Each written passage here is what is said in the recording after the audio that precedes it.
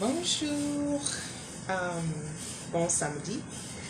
Bon, je suis Tumba Mukendi, je parle de l'amour agape et je vends aussi des habits pour les mariages.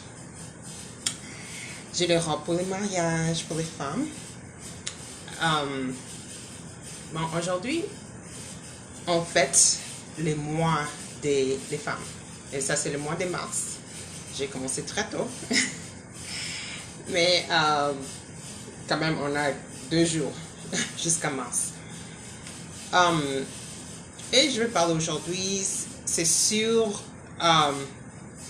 comment aimer une déesse. Comment aimer une déesse. Ok. Bon, là, je commence toujours avec des histoires.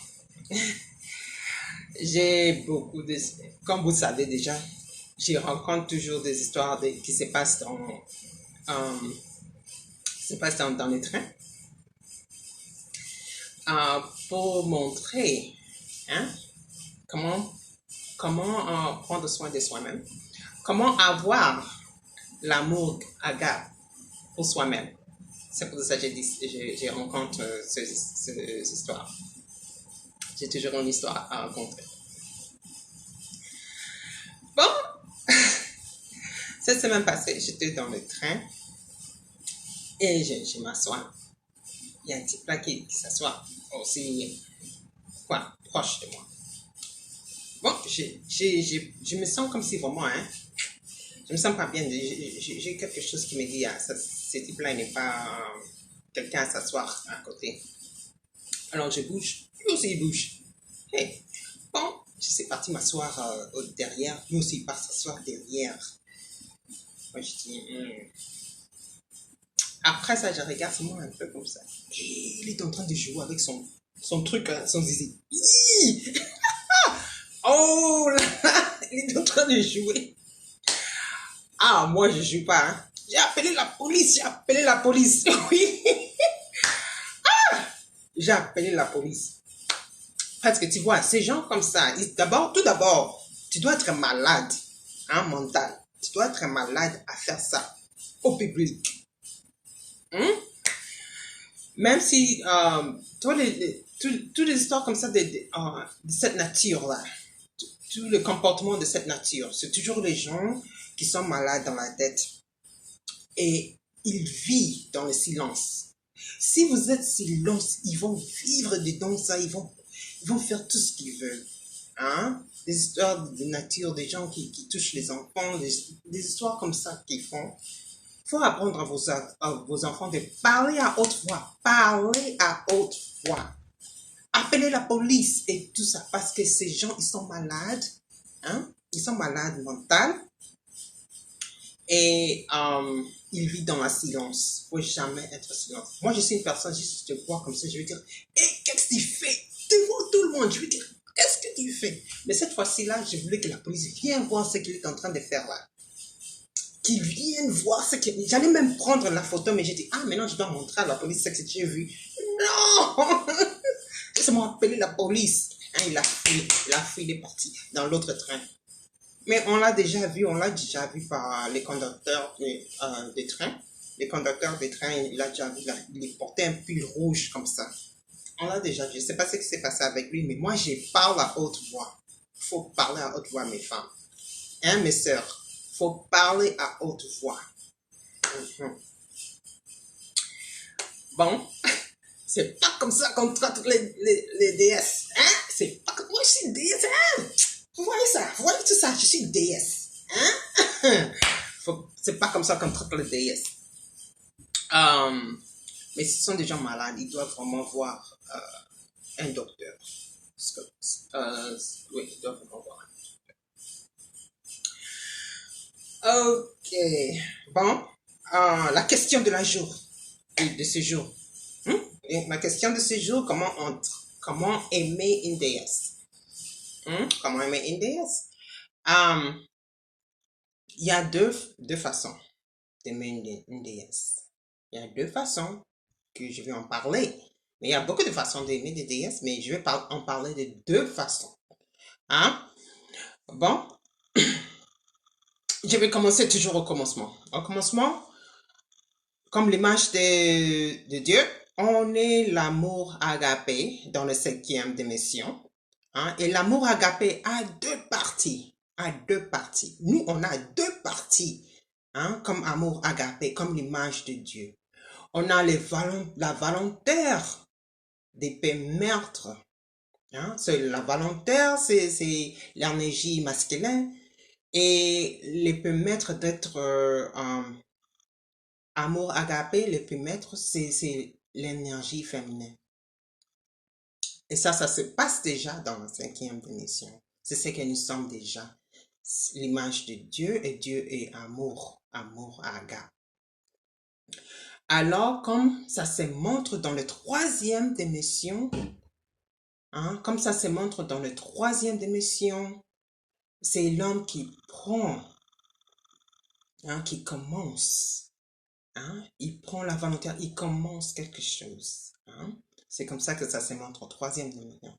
Et au troisième dimension,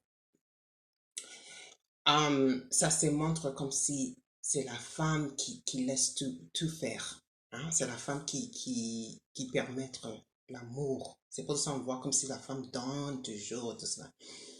C'est parce que dans la troisième dimension, c'est comme ça que ça se comporte. Le permettre d'amour agapé dans la cinquième dimension, ça se voit comme si la femme est en train de dormir et montrer comment aimer les gens. Bon, ça c'est le commencement. Ça c'est le commencement. Non, non, maintenant, comment aimer une déesse, hein? C'est quand l'homme commence à parler sa langue d'amour. Parler la langue d'amour de la femme.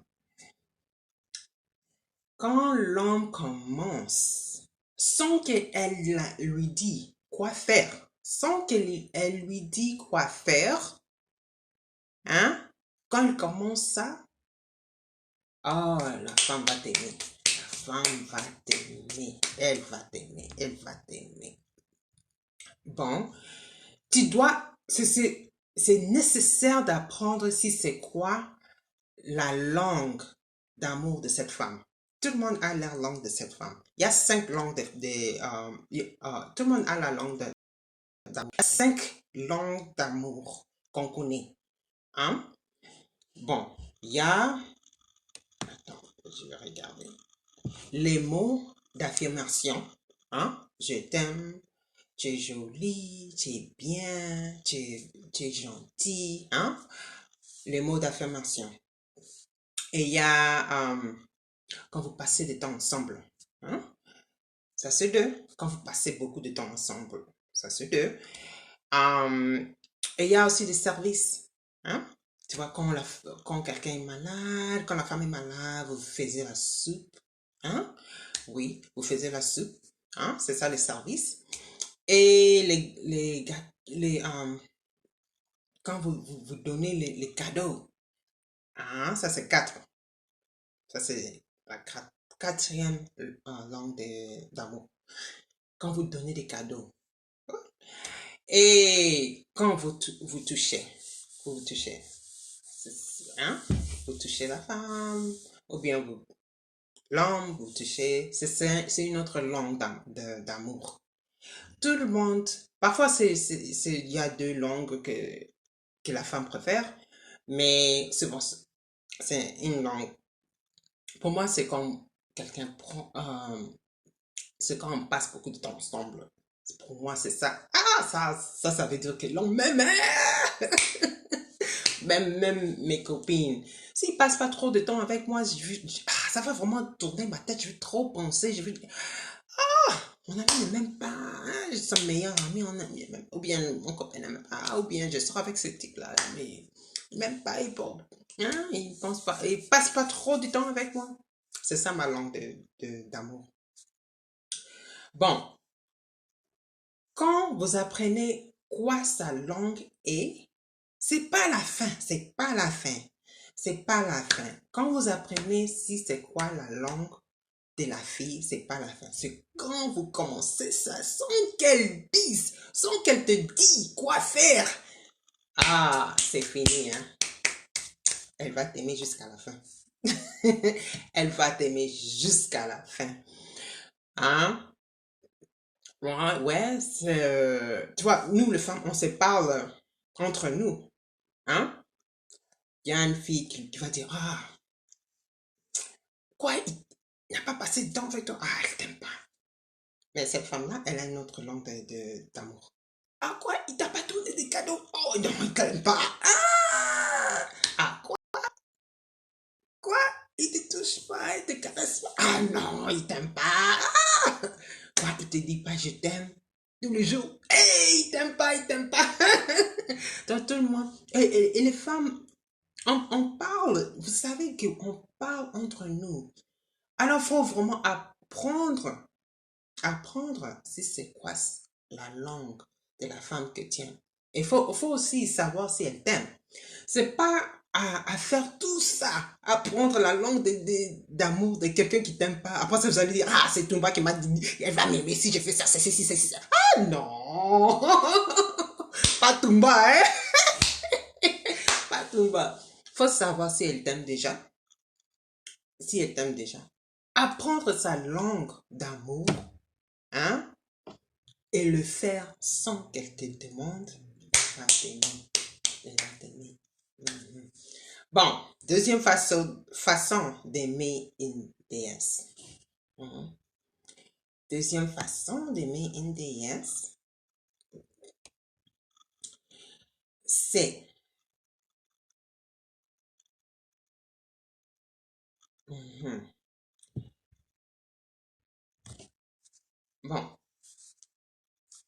bon, la femme peut fêter sa sensualité,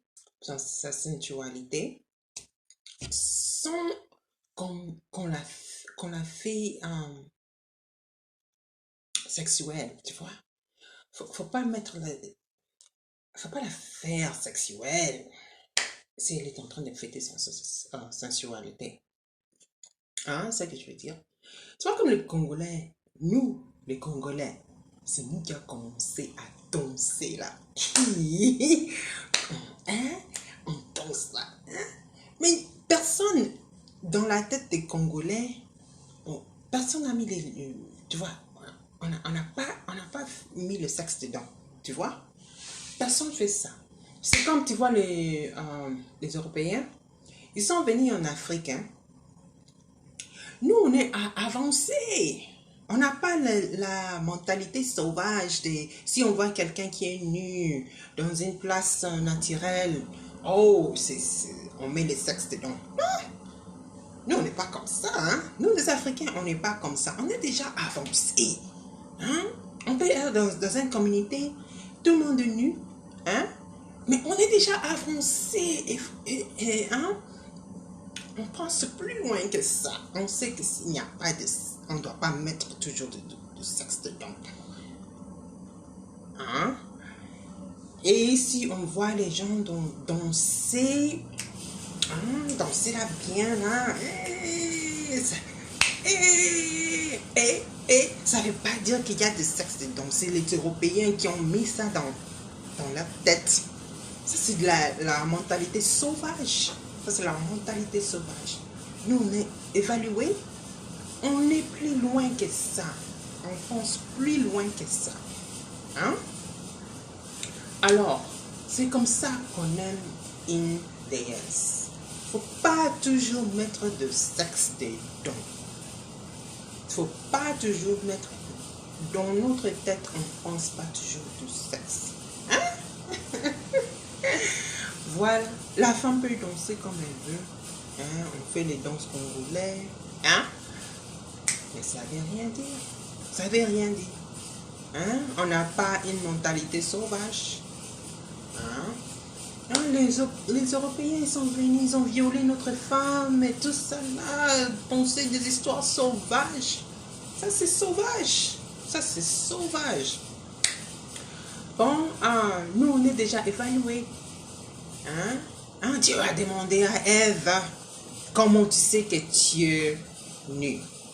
Comment tu sais que tu es nu? C'est ça que Dieu a demandé à Ève. On est évalués, les Africains.